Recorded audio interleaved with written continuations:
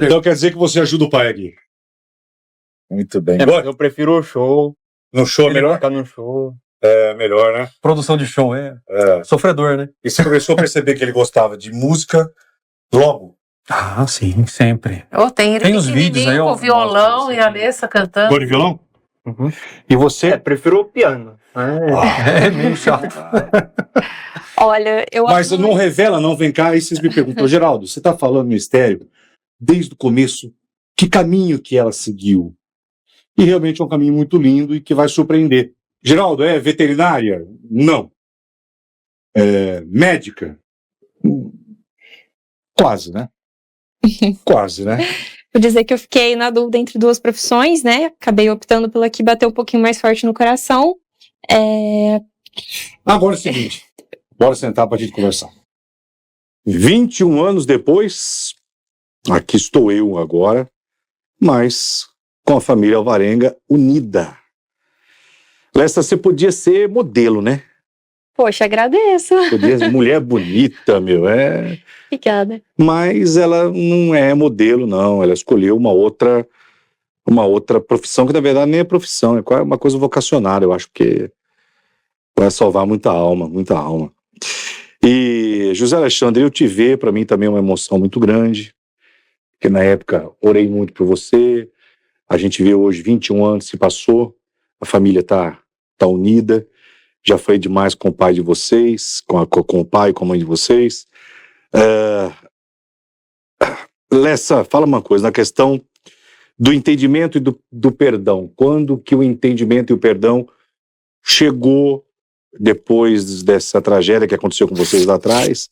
Quando que chegou? Com quantos anos você tinha que você entendeu tudo e sentou com os pais e eles com você? Então, Geraldo, para mim sempre foi muito claro, né, o que havia acontecido. Eu lembro cronologicamente do ocorrido, né? A gente saindo da casa da minha tia, deixando a minha avó na casa de uma amiga dela, e quando aconteceu tudo, né? E meus pais, a gente viveu a vida inteira até aquele momento juntos, né? Então eu sei como os meus pais eram comigo, da nossa relação, o pai maravilhoso que meu pai era, então ele estava sempre trabalhando, mas ele levava a gente no trabalho, então eu estava sempre junto, entendeu? Não tenho nenhuma lembrança de agressividade vinda do meu pai. Então, pra mim foi muito claro que o que tinha acontecido não tinha sido algo que ele fez porque ele quis, né? Que de fato foi o que aconteceu com o surto. Você tinha quantos anos mesmo na época? Eu tinha 6 anos. Já 6, né? Mas você lembra alguma coisa daquele domingo? Lembro. Sério mesmo? Sim, cronologicamente. O acidente, na hora que ele se acidentou, você lembra? Uhum. Inclusive, eu me culpabilizava porque ele já estava dissociando, né? Quando a gente fala do surto, é uma dissociação com a realidade, é uma ruptura com a realidade. E ele bateu o carro porque eu mostrei um desenho para ele. Então eu me culpabilizava naquela época, né? Eu tenho, inclusive, uma mania, não sei se é uma mania, né? Mas é do meu padrão comportamental sempre identificar onde eu tô errando. E exatamente quando aconteceu, ele bateu o carro porque eu mostrei o desenho para ele. Eu fui mostrar um desenho para ele no caminho para casa e ele bateu o carro, bem naquele lugar. Quando bateu o carro bem naquele lugar que eu estive, naquele cruzamento, naquela avenida movimentada, o que você lembra que aconteceu? Olha, fica um pouco nebuloso, mas eu lembro dele batendo a cabeça na lataria do carro e falando, cadê meu pai? E é por isso que a gente foca tanto nas fitas, porque ele estava revivendo coisas relacionadas ao pai durante o surto, né? Então ele batia a cabeça na lataria do carro, chegou até a amassar, né, e gritando, cadê meu pai, cadê meu pai? E depois disso, que eu me lembre, eu tenho flashes também, né? Às vezes a gente cria memórias falsas. Mas eu lembro dele correndo comigo de mão dada. Não lembro do meu irmão, o que aconteceu. Depois a gente pulou a cerca de algum lugar, também não me lembro do espaço, né? Mas depois ele batia a minha cabeça na árvore e eu falava para pai e ele falava ele merece. Então estava tudo completamente desvinculado com a realidade, né? Então, pra mim, era muito claro que o que estava acontecendo não era meu pai. Nunca foi um segredo, né? A gente sempre lidou com muita naturalidade. A gente sabia o que tinha acontecido. E a maior parte da minha infância, eu trocava carta com meu pai, né? Então, eu lembro até de um passeio no parque, que eu fui com a minha mãe, voltei pra casa e escrevi a carta pra ele falando como é que tinha sido no parque. E ele Sim, a gente se comunicava, a gente mantinha ali um diálogo, né, através das cartas. E ele preso. Sim, lá em Taubaté. Você culpou ele em algum momento? Nunca. Eu falava que Nem pelo dele ter tido esse surto e ter feito isso com o seu irmão? nunca. Não tem como. Eu não me sinto nem vítima, né? Do que aconteceu, porque acredito que quando a gente se coloca no papel de vítima é quando alguém fez alguma coisa conscientemente. Quando a gente fez sem querer, às vezes até acaba sendo uma vítima, mas eu não consigo me colocar nesse lugar, porque ele mesmo foi vítima do surto. Ele jamais, acredito que tenha sido a pior coisa da vida dele ter feito isso, é o que a gente sempre conversa. Então, não existe o que perdoar, né? Porque ele não fez de forma consciente. E eu acho que esse momento, nesse domingo que vocês estão vendo essa história, não é reportagem, isso aqui não é reportagem, isso é uma história, que vai causar também tanto alerta sobre surtos psicóticos, que é importante vocês saberem, vigiarem seus familiares, seus filhos, filhas, pais. Prometo que um dia eu faço uma matéria sobre, aí sim, reportagem sobre surto psicótico, que qualquer um pode ter. Existem sinais, inclusive que hoje, a importância da saúde mental, só que hoje, a Alessia pode falar isso com propriedade. Sabe por quê? Você se formou ou está estudando? Olha, tá faltando só o TCC, então toda a parte de estágios tá tudo concluído. Então pode explicar agora, pode revelar o que você está... Bom, eu tô me formando em psicologia, ali pela Universidade Federal do Triângulo Mineiro, em Uberaba, e tá faltando só o TCC mesmo. Em relação à saúde mental, né? E por que você foi para a psicologia? Por causa do ocorrido com a tua família, com o teu irmão? Então, foi a mesma coisa que eu falei no podcast. Essa pergunta até me pegou de calças justas, porque eu nunca tinha pensado sobre isso, né? Às vezes a gente faz algumas escolhas que são inconscientes, a gente não pensa, né, para aquela tomada de decisão. Eu sempre tive curiosidade aí na parte do comportamento humano, entender as relações humanas, sempre gostei muito disso. Então, eu fui mais pelo coração mesmo e pela possibilidade de ajudar as pessoas como propósito de vida.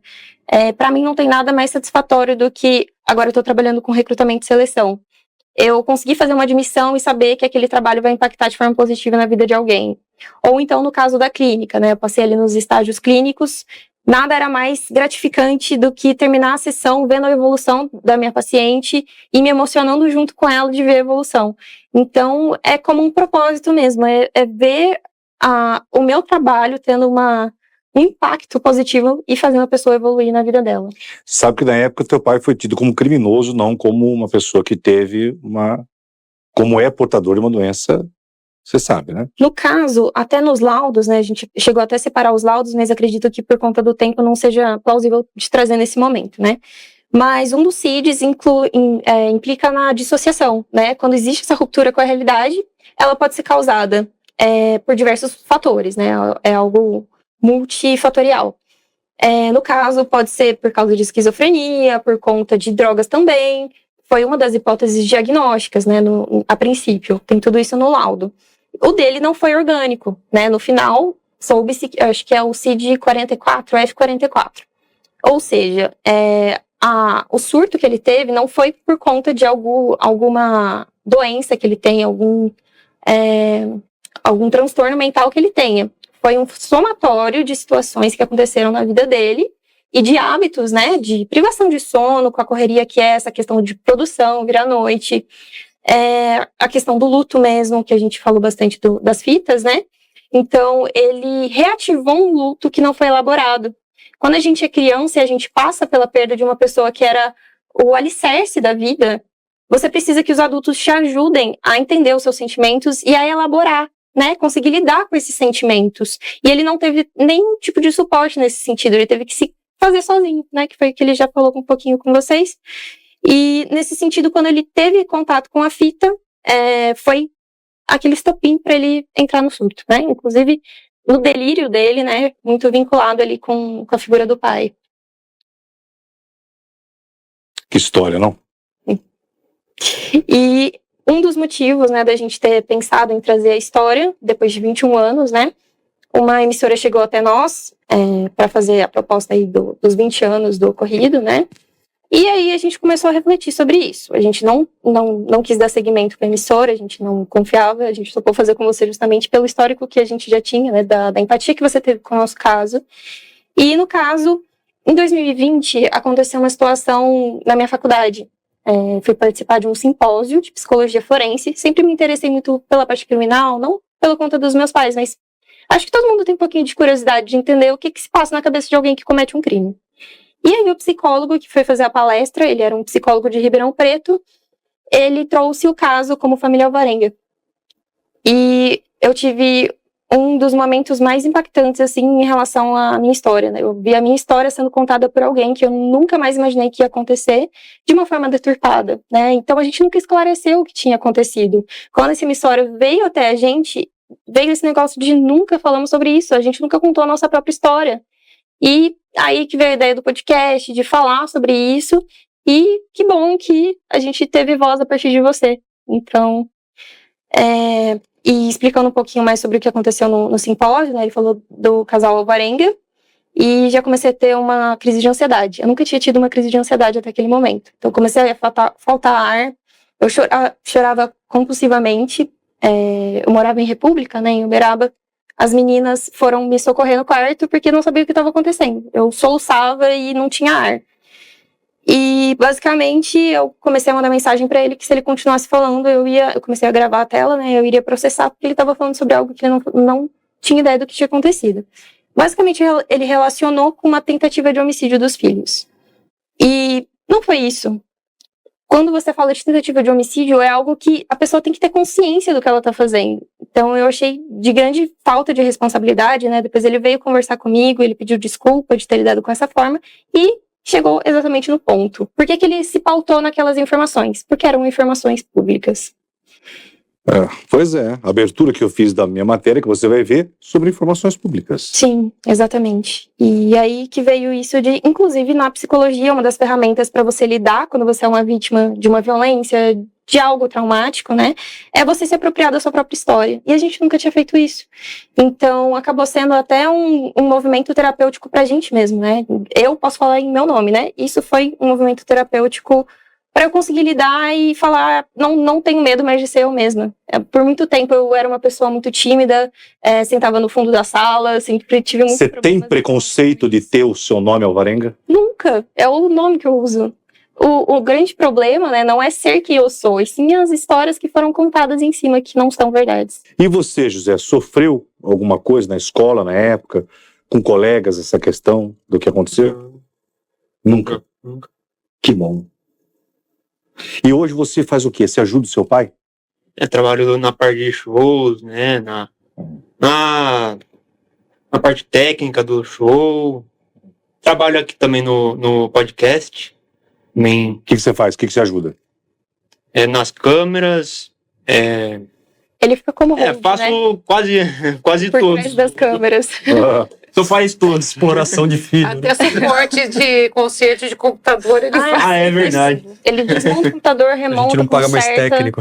Caraca. Tudo. Até o Mac, ele desmonta. Ele é assim, ele não gosta de falar muito, mas ele no silêncio daí ele vai fazer. Você desmonta computador? Uhum. Arruma tudo. É muito inteligente. Ele desmonta, mas monta de novo, né? E outra, pra tocar piano tem que ser muito inteligente, né? Porque Até esse aqui que é velho, histórico, pra ele tocar não... piano, o cara tem que ter uma cabeça muito boa. Muito boa. Você toca piano desde quanto tempo? Não sei, eu acho que desde que eu toco bem, assim, eu acho que desde os 14 eu toco bem. Né? Ele cria arranjos, ele é genial. A Alessa também toca, tá? Tem no YouTube, ela canta. Olha só, tem um vídeo muito bonitinho, acho que ele tinha acabado de sair da prisão na época. Aí tá você cantando com o pai e ele tocando, é isso? É a Alessa cantando, eu tô só tocando. O Alexandre só tocando, o Zé tocando e você cantando, é isso? Isso. Dá uma olhada só, rodou. Eu gosto do teu jeito, quarto-manha sem noção. Só você conseguiu, com teu sorriso, conquistar meu coração. Você é minha inspiração.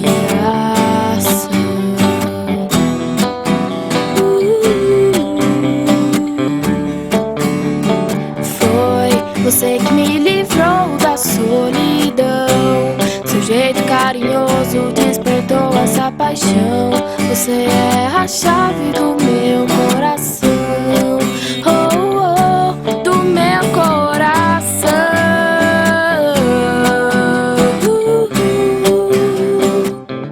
tinha quantos anos? Olha, acredito que eu tinha 12, entre 11 e 12 anos. Ah, aquela música é deles, tá? É inédita. Ele Não, é... minha não. É da Não, vocês que letra. inventaram essa Você música. compõe? É deles.